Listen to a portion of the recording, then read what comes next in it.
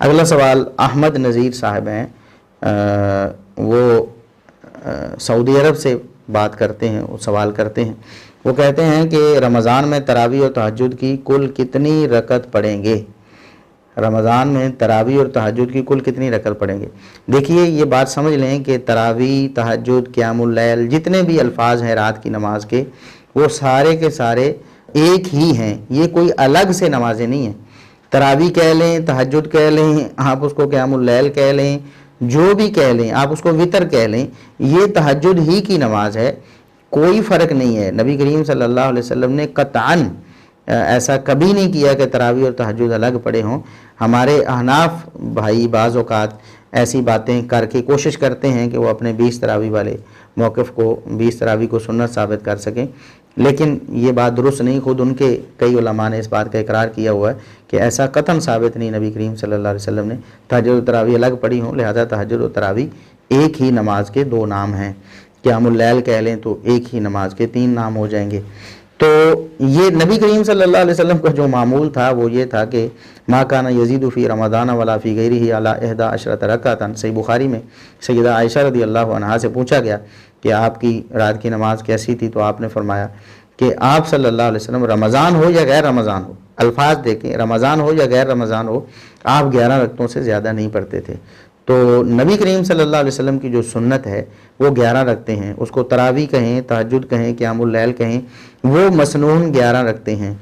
اب اگر کوئی کہتا ہے کہ وہ 20 رکھتے ہیں مسنون ہیں تو وہ غلط ہے، درست نہیں ہے۔ 20 کے بارے میں تو کوئی روایت ثابت نہیں ہے نبی کریم صلی اللہ علیہ وسلم سے بھی اور صحابہ سے بھی، اور یہ تو علماء احناف کو بھی اقرار ہے کہ نبی کریم صلی اللہ علیہ وسلم سے قطعاً 20 ثابت نہیں ہے۔ وہ سیدنا عمر رضی اللہ عنہ سے 20 ثابت کرنے کی کوشش کرتے ہیں، حالانکہ وہ بھی ضعیف روایات ہیں۔ موطا امام مالک میں صحیح سند کے ساتھ جو سیدنا عمر رضی اللہ عنہ کا حکم ہے سیدنا ابی بن کعب اور سیدنا تمیم داری رضی اللہ عنہما کو کہ آپ لوگوں کو 11 رکعت پڑھاؤ، اور اس کی سند بالکل صحیح ہے اور صحیح بخاری والی سند ہے، جبکہ دوسری جو روایات بیان کی جاتی ہیں وہ پایہ ثبوت کو نہیں پہنچتی۔ تو لہٰذا رمضان میں تراویح اور تہجد 11 رکھتے ہی ہیں۔ ہاں یہ بات یہاں آپ کو سمجھ لینی چاہیے کہ اگر کوئی شخص 11 رکعتیں پڑھنے کے بعد وہ پڑھ کے سو گیا ہے رات کو، پھر اس بیدار ہو گیا ہے، یا ویسے ہی سویا نہیں ہے، اس کے بعد میں وقت مل گیا ہے، اس کو نیند نہیں آئی، یا وہ مزید رکعتیں پڑھنا چاہتا ہے، تو رکعتیں پڑھنے میں کوئی حرج نہیں ہے، کیونکہ نماز کے ممنوع اوقات جو 3 ہیں وہ دن میں ہیں، رات میں کوئی ممنوع وقت نہیں ہے۔ یہ بالکل ایسے ہی جیسے نبی کریم صلی اللہ علیہ وسلم سے اشراق کی زیادہ سے زیادہ 8 رکعتیں ثابت ہیں، زیادہ سے زیادہ 8 رکعتیں اشراق میں آپ صلی اللہ علیہ وسلم سے ثابت ہیں، لیکن اشراق کی 8 رکعتیں پڑھنے کے بعد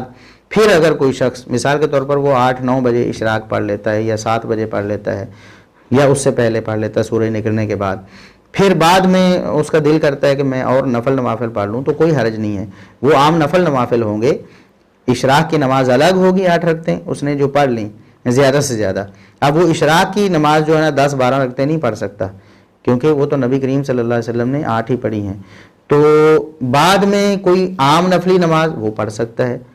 جب ممنوع وقت نہ ہو، تو اسے کوئی ممانعت نہیں ہے۔ بالکل ایسے ہی رات میں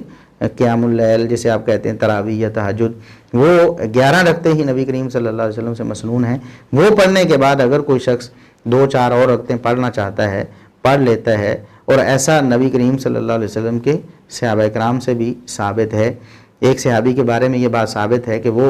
ایک جگہ تراویح پڑھنے کے بعد دوسری جگہ جا کر تراویح پڑھاتے بھی تھے، تو ظاہر ہے یہ ڈبل ہو جائیں گی نا،